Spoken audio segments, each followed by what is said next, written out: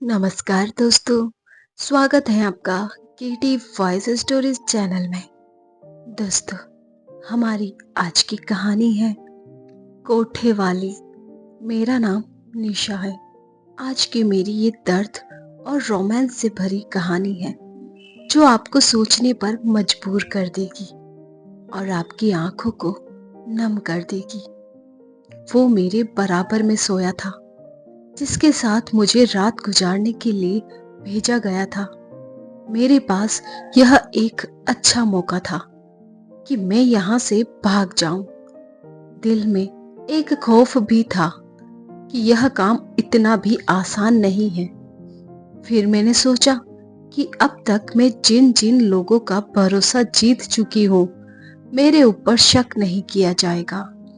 मैंने इस शख्स को रात में शराब कुछ ज्यादा ही पिला दी थी, इसलिए उसके जागने की फिक्र नहीं थी। मैंने धीरे से कमरे का दरवाजा खोला और बाहर आ गई। वो शख्स यहाँ अकेला ही रहता था। वह एक अपार्टमेंट था जहाँ उसका छोटा सा फ्लैट था, इसलिए मेरा यहाँ से निकल जाना मुश्किल नहीं था। मैं कई बार इस शख्स के साथ यहाँ पर आ चुकी थी, इसलिए मुझ पर शक भी नहीं किया जा सकता था। अब की बार मैं भाग जाऊंगी क्योंकि मैंने जज्बात के बजाय अब अक्ल से काम लिया था। इस बार मैंने सोच समझकर पूरा प्लान बनाया था। मैं एक धंधे वाली औरत थी। मुझे 15 साल की उम्र में मेरी सौतेली माँ ने बेच दिया था। मुझे खरीदने वाली एक तवायफ थी जो मुझसे धंधा करवाती थी। पहली बार जब मैंने कोठा देखा तो बुरी तरह से घबरा गई थी। जहां पर बनी छोटी छोटी तंग गलियां और वहां की टूटी फूटी इमारतें, वो औरत जिसके साथ मैं आई थी उसने मेरा हाथ कसकर पकड़ रखा था। मैं बस रो ही रही थी। मेरे बाप के मरते ही मेरी सौतेली माँ ने मुझे इस औरत के हवाले कर दिया था। जब मैंने जाने से इनकार किया तो मेरी माँ ने जोरदार तमाचा मेरे गाल पर मारा और उस औरत को मुझे सौंप दिया। बस के 10 घंटे के सफर के बाद मैं यहाँ पहुंची थी, जहाँ के पुराने 2 मंजिला इमारत को देखकर मुझे घबराहट सी होने लगी। मैं अपना दुपट्टा सलीके से ओढ़े थी, लेकिन वहां से गुजरने वालों की नजरें ऐसी थी कि मुझे उलझन हो रही थी। एक दो तंग गलियां और उनमें मोतियों के हार और गजरे की दुकानें, वहीं इत्र की शीशियां भी रखी थी।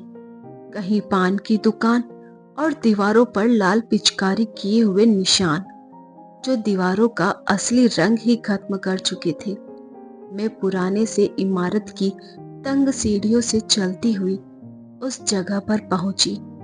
मैंने देखा एक तरफ 2 बड़ी उम्र के शख्स हारमोनियम और ढोलक के साथ सफेद पोशाक में मुंह में पान दबाए बैठे थे। उसके दूसरी तरफ तख्त सा रखा हुआ था जिस पर 50 साल की औरत फुल मेकअप किए मुंह में पान दबाए आड़ी तिरछी तख्त पर बैठी थी। वो मुझे देखते ही उठकर बैठ गई। मैं डरी सहमी उस जगह को देख रही थी। मुझे तख्त पर बैठी हुई औरत के पास ले जाया गया और मेरा हाथ उसके हाथ में थमा दिया गया। तख्त पर बैठी हुई औरत ने सिर से पांव तक मुझे तेज नजरों से देखा, फिर अपने पास रखे गिलास में पान की पिचकारी की। उसने उस औरत से जो मुझे यहाँ लेकर आई थी कहा, लड़की तो देखने में हीरा है, हीरा मेरे कोठे को 4 चांद लगाएगी। मैं बदहवास सी उसे देख रही थी। फिर उसने नीलम नीलम पुकार कर एक लड़की को अपने पास बुलाया और कहने लगी, इसे अपने साथ ले जा और नाच गाना सिखाना शुरू कर दे। वो नीलम नाम की लड़की मुझे अपने साथ एक कमरे में लेकर आई। मुझे नाचने गाने का बिल्कुल शौक नहीं था, लेकिन यहाँ मुझे मार मार कर यह सब करवाया गया। फिर 6 महीने बाद मेरा पहला रश करवाया गया और फिर मेरी बोली लगाई जाने लगी। अभी मैं 16 साल की भी नहीं हुई थी कि मेरी इज्जत तार तार कर दी गई। मैं बहुत रोई, बहुत तड़पी, लेकिन यहाँ के लोग तो पत्थर दिल थे, नहीं बल्कि पत्थर ही थे। मैं रोज भगवान से यही दुआ करती थी, हे भगवान, इस नरक भरी जिंदगी से मुझे निकाल दो। पहली बार जब मैंने यहाँ से भागने की कोशिश की तो पकड़ी गई थी। मुझे उस मोटी औरत ने बहुत मारा था। मेरा चेहरा नीला पड़ गया था। उसके बाद मैंने ऐसी जरूरत नहीं की, लेकिन मुझे इस काम से नफरत थी। मैं हर वक्त यहाँ से निकलने के बहाने तलाश करती। 1 साल यहाँ रहने के बाद मुझे मर्दों के साथ भेजा जाने लगा। ये मर्द उस तवायफ के पुराने ग्राहक थे। वो मुझे सुबह वापस इस कोठे पर छोड़ जाते थे। यह शख्स भी मुझे कई बार अपने फ्लैट पर ला चुका था। मैं इन ग्राहकों के साथ एक काम करती थी, इन्हें बहुत ज्यादा शराब पिला देती थी, जिससे ये लोग जल्दी नींद में चले जाते। कभी कभी तो ऐसा भी होता कि मैं इनके हवस का शिकार बनने से बच जाती।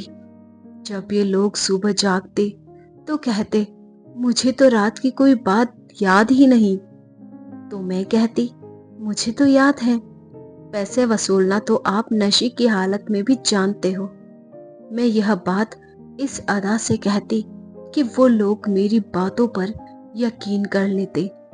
जिस जगह पर मैं फंस चुकी थी, मैं बहुत अच्छे से जानती थी कि अक्ल की वजह से ही मैं यहाँ से निकल पाऊंगी, वरना तो मेरे लिए यह मुमकिन नहीं था।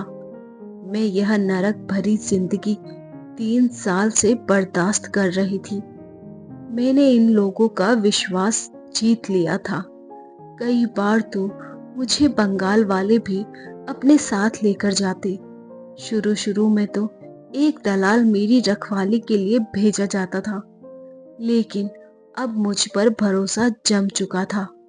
अब उन्हें लगने लगा था कि मैं इस काम की आदी हो गई हूँ। लेकिन नहीं, मुझे यहाँ से भागना ही था। मुझे इस गुनाह के काम से नफरत थी जिसमें मैं फंस चुकी थी। इसलिए मुझे आज मौका मिला था। मैं जल्दी से सीढ़ियां उतरी। उस वक्त रात के 3 बज रहे थे। मुझे मेन रोड से ऑटो रिक्शा मिल गया। मैं ऑटो पर बैठी और सीधा बस के अड्डे पर पहुंच गई। उस वक्त एक बस नासिक जाने के लिए खड़ी थी, इसलिए मैंने नासिक का ही टिकट खरीद लिया। मुझे जल्द से जल्द यह मुंबई शहर छोड़ना था। बस में बैठकर मुझे अंदर ही अंदर डर लग रहा था, कहीं मैं पकड़ी ना जाऊं, क्योंकि उन लोगों के हाथ बहुत लंबे थे। क्या पता अब भी कोई मेरी ताक में बैठा हो और मुझे पकड़कर फिर इस तवायफ के पास ले जाए। मैं बहुत ज्यादा डर रही थी। मेरा दिल डर के मारे धड़क रहा था। बस जब तक चल नहीं पड़ी, मुझे अपनी जान सूली पर लटकी हुई महसूस हो रही थी। जैसे जैसे मैं मुंबई से दूर जा रही थी, मेरी रुकी हुई सांस बाहर निकलती जा रही थी। नासिक पहुंचकर मैंने कुछ सुकून महसूस किया। जैसे ही मैं बस से उतरी, वहां रिक्शे और टैक्सियां खड़ी थी। अब मुझे समझ में नहीं आ रहा था कि मैं कहाँ जाऊं। मेरे पास अब कुछ भी नहीं था।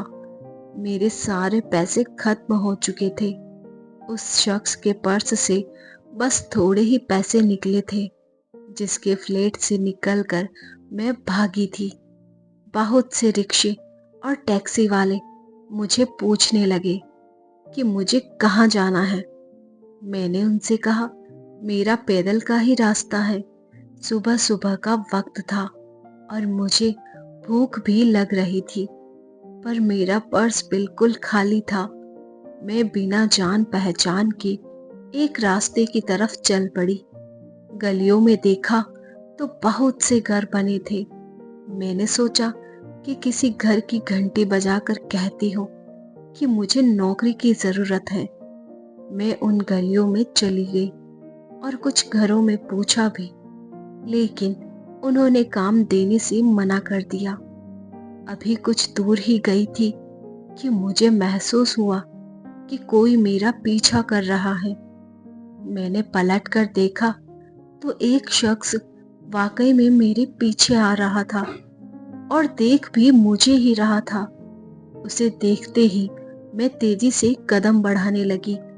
उस शख्स ने मुझे पुकारना शुरू कर दिया और कहने लगा, मेरी बात तो सुनो। उसे देखकर मैं डर गई। मुझे लगा कि यह उन्हीं लोगों का आदमी है जहां से मैं भाग कर आई थी। इससे पहले कि मैं वहां से भागती, वह कहने लगा कि उसे एक नौकरानी की जरूरत है। शायद वह सुन चुका था कि मैं लोगों से काम मांग रही हूँ। मेरे कदम वहीं पर रुक गए। वह शख्स मुझे चंद कदम पीछे ही था, इसलिए तुरंत मेरे पास आ गया। वह कहने लगा, मुझे एक नौकरानी की जरूरत है जो हमारे घर दिन रात रहकर काम करे। लेकिन मैं इस इलाके का रहने वाला नहीं हूँ। मैं इधर अपने किसी दोस्त से मिलने आया था। आपको लोगों के घर में काम मांगते देखा तो सोचा आप जरूरतमंद लगती हैं। मैं उस शख्स को गौर से देखने लगी और सोचने लगी कि पता नहीं यह झूठ बोल रहा है या सच। लेकिन एक सच यह भी था कि मुझे उस वक्त काम की सख्त जरूरत थी। मैंने उससे पूछा, आप कहाँ पर रहते हैं? उसने कहा, कुछ दूर फासले पर मेरा घर है। अगर आप मेरे साथ चले तो मैं आपको अपना घर दिखा सकता हूँ। कुछ देर तक तो मैं सोचती रही कि क्या करूं या क्या ना करूं। फिर मैंने सोचा चली ही जाती हूँ। मैंने कहा, ठीक है, मैं आपके साथ चलने को तैयार हूँ। मैं उसके साथ साथ चलने लगी। मुझे हैरत का झटका तो उस वक्त लगा जब वह मेन रोड पर पहुंचकर एक टैक्सी वाले को रोककर उसे अपने घर का पता समझाने लगा। उसे ऐसा करते देख मैं सोचने लगी कि क्या वह यहाँ पर नहीं रहता। उसने मुझसे कहा, आप टैक्सी की पिछली सीट पर बैठ जाइए। अब तो मुझे उस पर कुछ शक सा होने लगा। मैं बैठने में हिचकिचा रही थी। मुझे डर था कि कहीं यह आसमान से गिरे और खजूर में अटकने वाली मिसाल न बन जाए। कहीं यह मेरे साथ कुछ गलत न कर बैठे। वह शायद मेरे डर को समझ गया था। उसने मुझे देखते हुए कहा, मैं शरीफ इंसान हूँ, मुझ पर यकीन करिए। मुझे वाकई में एक नौकरानी की जरूरत है। मैं न जाने क्यों टैक्सी में बैठ गई। शायद इसलिए कि मेरे पास कोई दूसरा रास्ता नहीं था। मैंने सोचा चलो खुद को किस्मत पर छोड़ देती हूँ। मैं टैक्सी में बैठ गई। करीब 20 मिनट के सफर के बाद टैक्सी एक घर के सामने जाकर रुकी। मैं नीचे उतर गई। उस शख्स ने टैक्सी वाले को पैसे दिए और मुझे उस घर के अंदर ले गया। फिर दूसरा हैरत का झटका मुझे उस वक्त लगा जब उस घर में उस शख्स के अलावा दूसरा कोई और नहीं था। यह सब देखकर मैं बुरी तरह घबरा गई। मैंने उससे कहा, मुझे ऐसी जगह पर काम नहीं करना जहाँ कोई औरत ना हो। मेरी बात पर उसने कहा, हाँ, मैं अकेला ही रहता हूँ क्योंकि मैं यहाँ नौकरी करता हूँ और मेरे घर वाले गांव में रहते हैं।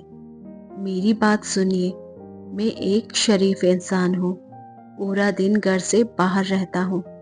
आपको कोई परेशानी नहीं होगी। आप घर की सफाई और कपड़े धोने के बाद कुछ बना दीजिएगा। मैं रात के 10 बजे ही घर लौटता हूँ। सारा काम निपटाने के बाद मेरे आने से पहले आप इस कमरे में चली जाइएगा। अगर आपको सही लगे तो आप कमरा अंदर से लॉक कर लीजिएगा। लेकिन मैं क्यों उस पर भरोसा करती? मैंने साफ इनकार कर दिया। वह कहने लगा, मैं आपको अच्छी तनख्वाह भी देने को तैयार हूँ। मैंने कहा, नहीं, मुझे यहाँ काम नहीं करना। यह कहकर मैं उसके घर से वापस आ गई। उस वक्त दोपहर का वक्त था और यह इलाका भी सुनसान था। मैं उस शख्स के घर से तो आ गई थी, फिर भी परेशानी वही थी कि मैं जाऊं तो कहाँ जाऊं। मैं यही सब सोचते विचारते चलते जा रही थी। तभी मेरे सामने एक गाड़ी आकर रुकी। उस गाड़ी में कुछ बदमाश बैठे थे। उनमें से एक ने कहा, गाड़ी के पीछे का दरवाजा खोलो और जबरदस्ती लड़की को गाड़ी में बिठा लो। मैं यह सुनकर वापस भाग गई। वो गाड़ी मेरे पीछे आने लगी। मैं भागते भागते एक घर के पास पहुंची और दरवाजा पीटने लगी। मैंने बहुत जोर से दरवाजा बजाया और चिल्ला चिल्ला कर कहने लगी, दरवाजा खोलो, मुझे बचा लो। गाड़ी मेरे पास आकर रुक गई थी। उसमें से एक नौजवान निकला। मैं फिर से दरवाजा बजाने लगी। जब तक वह नौजवान मेरे पास आया तब तक दरवाजा खुल चुका था। वह शख्स हैरत से मुझे देख रहा था। मैं बुरी तरह से घबराई हुई थी और फौरन उसके पीछे जाकर छुप गई। मैंने कहा, यह लोग जबरदस्ती मुझे अपनी गाड़ी में बिठाना चाहते हैं। बाहर खड़े वो गुंडे कहने लगे, इस लड़की को हमारे हवाले कर दो, वरना बहुत पछताओगे। पर वह शख्स बहुत ही नॉर्मल अंदाज में खड़ा था, जिसके पीछे मैं छुपी थी। वह कहने लगा, अपनी सलामती चाहते हो तो वापस चले जाओ और दोबारा मुझे इधर नजर मत आना, नहीं तो जो मैं तुम लोगों का करूंगा अपनी शक्ल भी नहीं पहचान पाओगे। यह सब कहते हुए उसने जेब से एक कार्ड निकाल कर दिखाया। यह शख्स एक पुलिस ऑफिसर था। कार्ड देखते ही वो बदमाश तुरंत वहां से भाग गए। जब उनकी गाड़ी बहुत दूर चली गई तो वह शख्स पीछे मुड़कर मुझे देखने लगा और बोला, आप चाहे तो जा सकते हैं और कहिए तो मैं आपको आपके घर तक छोड़ आता हूँ। उसकी यह इंसानियत देखकर मैं शर्मिंदा हो गई।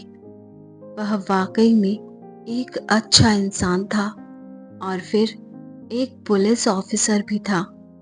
मैं जितना उसके घर में सुकून से रह सकती थी, शायद कहीं और मेरी हिफाजत ना हो पाती। मैंने उससे कहा, मेरा यहाँ पर कोई नहीं है, मैं नौकरी की तलाश में गांव से इधर आई हूँ। मैंने भी एक झूठ बोल दिया, क्योंकि सच सुनकर तो वह मुझे ही बड़ा समझता। मेरी सच्चाई जानने के बाद शायद वह मुझे नौकरी पर भी नहीं रखता। मैं उसके घर काम करने लगी थी। वाकई में वह सुबह उठते ही नाश्ता करके चला जाता था और रात के 10 बजे ही वापस आता था। मैं पूरा दिन घर पर अकेले ही होती थी। रात को उसके आने से पहले खाना खाकर मैं अपने कमरे में चली जाती थी। उसका खाना किचन में रहता। वह अपने हाथ से अपना खाना निकाल लेता था। एक दिन मैं सुबह कमरे से बाहर आई तो मुझे उसके कमरे से कराहने की आवाज आ रही थी। मतलब वह आज घर पर ही था, लेकिन कर रहा क्यों रहा था? पहले तो मैंने सोचा कि उसके कमरे में जाकर देखूं। फिर सोचा, पता नहीं वह मेरे बारे में क्या सोचेगा कि मैं उसके कमरे में क्यों आई। फिर ना जाने मेरे दिल में ऐसा ख्याल आया कि मेरा दिल सहम गया। मैं दौड़ती हुई उसके कमरे में चली गई। वह बेड पर लेटा हुआ था। और हाय हाय कर रहा था। मैं उसके पास गई तो उसकी आंखें बंद थी, शायद चोट नहीं लगी थी।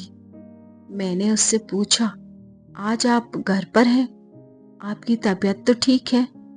मेरे पूछने पर उसने जरा सी आंखें खोली और कहने लगा, मुझे बहुत तेज बुखार है, मेरे लिए एक कप चाय बना दीजिए। मैं तुरंत किचन में गई और अपना और उसका नाश्ता बनाया। नाश्ता और चाय लेकर उसके कमरे में गई और टेबल पर रख दिया। 2 दिन तक उसे काफी बुखार था। मैंने उसका बहुत ख्याल रखा। इन्हीं दिनों में हमारी कुछ बातचीत भी होने लगी। वह कहने लगा, आप बहुत अच्छी हैं, आपने बीमारी में मेरा बहुत ख्याल रखा। वह शख्स अच्छा था, अब मुझे उससे डर नहीं लगता था। वह मुझसे मेरे घर वालों के बारे में पूछता, आप कहाँ की रहने वाली हैं? आपके कितने भाई हैं? कितनी बहनें हैं? मैं उससे सब कुछ झूठ ही बताती रही। रात के 12 बजे तक वह घर वापस नहीं आया तो मुझे उसकी फिक्र होने लगी। पुलिस की नौकरी में हादसों का होना आम बात होती है। यही सब सोचकर मेरा दिल घबरा रहा था। शायद मैं उसे पसंद करने लगी थी। उसके इंतजार में बैठी ही रही। रात के 2 बज गए लेकिन वह वापस नहीं आया। मेरी जान निकली जा रही थी। मैं रोने लगी थी कि मैं क्या करूं। धीरे धीरे करके रात के 3 बज गए थे। मेरा रो रो कर बुरा हाल था। फिर बाहर दरवाजा खुलने की आवाज आई। मैं तेजी से उसके पास आई, लेकिन जब मैंने उसे जख्मी हालत में देखा तो परेशान हो गई। उसके बाजू में चोट लगी थी और वह लंगड़ा भी रहा था। मैं उसके साथ लगकर रोने लगी और घबरा कर बोली, क्या हुआ आपको और यह चोट कैसे लगी? आप कहाँ थे? मैं कब से आपके लिए परेशान थी। एक ही सांस में न जाने मैंने कितने सवाल कर दिए। वह थोड़ा पीछे हट गया तो मुझे अपनी गलती का एहसास हुआ। वह कहने लगा, मेरी नौकरी ही ऐसी है, आप परेशान मत हुआ करें। यह कहकर वह लंगड़ाता हुआ अपने कमरे में चला गया। मुझे अपनी गलती पर अफसोस होने लगा। ठीक है, मैं परेशान थी, पर अनजाने में जो कर बैठी थी वह सही नहीं था। मैं अपने कमरे में चली गई। पूरी रात मुझे खुद पर अफसोस होता रहा, पर सुबह जब सोकर उठी तो वह टेबल पर बैठकर नाश्ता कर रहा था। मुझे देखकर मुस्कुराने लगा। वह कहने लगा, आइए बैठिए, नाश्ता कर लीजिए, मैंने आपके लिए भी बनाया है। मैंने कहा, आपको इतनी चोट लगी है तो आपने क्यों बनाया? मुझे कह देते। वह कहने लगा, किस हक से? उसके इस सवाल पर मैं चुप सी रह गई और उसे देखने लगी। वह बड़ी गौर से मुझे देख रहा था। फिर कहने लगा, यहाँ पर बैठिए, मुझे आपसे कुछ बात करनी है। उसने प्लेट में नाश्ता डालते हुए कहा, पहले नाश्ता कर लीजिए। उसकी बात सुनकर मैं खामोशी से नाश्ता करने लगी। वह मुझे ही देख रहा था। जब मैंने नाश्ता कर लिया तो कहने लगा, आप मुझे बहुत अच्छी लगने लगी हैं और मैं आपको पसंद भी करने लगा हूँ। वह कहने लगा, मुझे नहीं लगता कि अब एक घर में रहकर मैं आपसे दूर रह पाऊंगा, इसलिए बेहतर यही होगा कि मैं आपसे शादी कर लूं। मुझे अपने घर वालों की तरफ से अपनी मर्जी की शादी करने की इजाजत है। अब आप बताइए, कब मैं आपके घर वालों से मिल सकता हूँ? इस सवाल पर तो मेरा रंग उड़ गया। मैंने फिर एक झूठी कहानी सुना दी। मैंने उसे बताया, मैं घर से भाग कर आई हूँ क्योंकि मेरी सौतेली माँ जबरदस्ती मेरी शादी एक बुढ़े से करवाना चाहती थी। वह मेरी बातें खामोशी से सुन रहा था। फिर कहने लगा, अगर आपको एतराज ना हो तो हम कल ही शादी कर लेते हैं। मैंने सहमति में अपना सिर हिला दिया और मैं बहुत खुश भी थी। आखिरकार मुझे इज्जत की जिंदगी मिलने वाली थी, जिसकी आरज़ू हम बहुत सी लड़कियों के दिलों में होती है। लेकिन इस ख्वाहिश को दिल में रखकर हम लोगों की उम्र ही निकल जाती है। कोई भी हमें ऐसी इज्जत की जिंदगी नहीं देता। अगर मैं उसे सच बता देती कि मैं कौन हूँ तो वह मुझसे नफरत करने लगता। अगले दिन उस शख्स यानी उदय के साथ मेरी शादी हो गई। मैं उदय के साथ बहुत खुश थी। वह भी मेरा बहुत ख्याल रखता था। लेकिन शायद हम जैसी लड़कियों की जिंदगी में खुशियां होती ही नहीं। दोपहर का वक्त था। मेरे घर के दरवाजे पर दस्तक हुई। मेरा पति इस वक्त घर पर नहीं था। मैंने जैसे ही दरवाजा खोला तो वहां वही औरत खड़ी थी जिसके कोठी पर मैं काम करती थी। उसे देखते ही मेरी जान निकल गई। मेरी बदकिस्मती ने मेरा पीछा नहीं छोड़ा। वह मुझे मारते हुए अपने साथ लेकर गई। मैं रोती बिलखती उससे मिन्नतें करने लगी, लेकिन उसने मेरी एक न सुनी। मैं वापस उसी कोठे पर पहुंच गई थी। उसने मुझे बहुत मारा था। वह कहने लगी, यहाँ आने के बहुत से रास्ते हैं, लेकिन जाने का बस एक ही रास्ता है और वो है सिर्फ मौत। मैं रोती रही, लेकिन यहाँ आने के बाद रात को जो कुछ भी मेरे साथ हुआ उससे बेहतर था कि मैं मर जाती। मेरे कमरे में आने वाला मेरा ग्राहक मेरा पति था। उसे देखकर मुझे लगा कि वह मुझे लेने आया है, लेकिन उसके पीछे से मुस्कुराती हुई कोठी की मालकिन को देखकर मैं सन्न रह गई। वह मुस्कुराती हुई बोली, तू क्या समझती है कि तू फ्लैट से भाग जाएगी और मुझे खबर तक नहीं होगी? मैंने इसे तेरे पीछे जासूसी पर लगा रखा था। यह तेरे पीछे साए की तरफ था। तू जहां नौकरी मांगने गई थी वहां भी यह मेरे कहने पर ही तुझे अपने घर लेकर गया था और तुझे नौकरी ही हमारे कहने पर ही दी गई थी। यह कोई पुलिस वाला नहीं है। यह सुनकर ऐसा लगा कि जमीन फटे और मैं उसमें समा जाऊं। इतना बड़ा धोखा दिया था उसने मुझे। वह अब भी चुप था और मेरे सामने खड़ा था। मैं उसके पास गई और कहने लगी, तुमने मेरे साथ इतना बड़ा धोखा किया, आखिर क्यों? अगर तुम मुझे इस वक्त यहाँ ले आते तो मुझे इतना दुख नहीं होता। मैंने मर्दों का सिर्फ एक ही रूप देखा था और वह था हवस, लेकिन तुम्हें देखकर मेरी सोच बदल गई थी। मुझे लगा मर्द इंसान भी होते हैं। तुम्हारे रूप में ही मर्द को मैंने देखा था। मुझे तुमसे मोहब्बत हो गई थी। काश तुम मेरे सामने कभी ना आते, ताकि मेरे दिल में तुम्हारी जो इज्जत थी वह रह जाती। मेरे इतना कुछ कहने पर भी वह चुप था। कुछ ही देर में पुलिस की गाड़ी की आवाज आई। उस औरत की रंगत उड़ने लगी। वह कहने लगी, यह पुलिस कहाँ से आ गई? मेरे पति उदय ने कहा, मैंने बुलाया है। पुलिस वहां पहुंच चुकी थी। उसने अपनी जेब से अपना पर्स निकाला जिसमें हमारी शादी की कुछ तस्वीरें थी। पुलिस को वह बताने लगा, यह मेरी पत्नी है और मैं इसे लेने आया हूँ। इस औरत ने चोरी छुपे मेरी पत्नी को अगवा किया और यहाँ ले आई है। वह औरत हैरान परेशान होकर कहने लगी, क्यों झूठ बोल रहे हो? लेकिन पुलिस उस औरत को पकड़कर ले गई। वह मेरे पास आया और कहने लगा, मैं जासूस हूँ। पैसे लेकर मैं जासूसी करता हूँ। पुलिस वालों से भी मेरी अच्छी जान पहचान है, क्योंकि मैं उनके लिए भी काम करता हूँ। इस औरत ने तुम्हारी जासूसी पर मुझे लगा रखा था।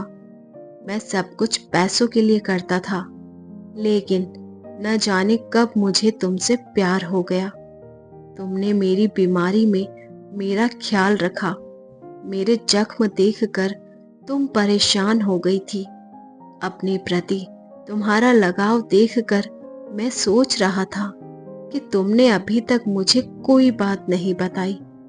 अगर तुमने कोई गुनाह किया भी था तो यह सब तुमने अपनी मर्जी से नहीं किया था, बल्कि मजबूरी में किया था। इसलिए मैंने सोचा कि शादी ही एक ऐसा रास्ता है जिससे मैं तुम्हें इस दलदल से निकाल सकता हूँ। अब तुम मेरे साथ इज्जत की जिंदगी जी सकती हो, बिना किसी डर के। उसकी बातें सुनकर मेरी आंखों से आंसू बहने लगे, लेकिन इस बार यह आंसू खुशी के थे। तो दोस्तों, ये थी हमारी आज की कहानी। उम्मीद है आपको पसंद आई होगी। ऐसी ही और कहानियां सुनने के लिए बने रहिए हमारे साथ। अपना प्यार और सपोर्ट दीजिए। चैनल पर नए हैं तो सब्सक्राइब कीजिए, साथ ही में बेल आइकन प्रेस कीजिए ताकि न्यू स्टोरीज का नोटिफिकेशन सबसे पहले आपको मिल सके। धन्यवाद। दोस्तों, अगर आप सुनना चाहते हैं अपने पसंद की कोई कहानी हमारी जुबानी, तो आप हमें भेज सकते हैं इंस्टाग्राम, फेसबुक पर। Thank you.